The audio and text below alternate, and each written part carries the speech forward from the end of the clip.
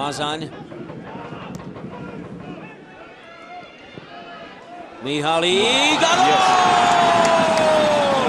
Adam Zrelák v 10. minúte otvára skóre. Alberta Rusnáka do defenzívy.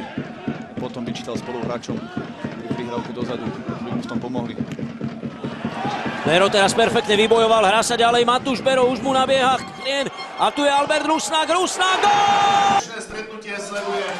Bero, stále Matúš Bero, Ivan, na druhej strane úplne voľný Mihalík, dostáva prihrávku Mihalík, ešte nevystrelil Mihalík, gól! Bero. Bero sa perfektne uvoľnil a to môže byť pokutový kop! V 79. minúte si Matúš Bero vypýtal penaltu, môže zvýšiť na 4-0 a definitívne rozhodnúť o osude tohto zápasu. Zrelák, gól! Zrelák nie je v offside, môže ísť dopredu, Adam Zrelák ide za hat-trickom, Zreláková koncovka, strela, gól! V 85. minúte Adam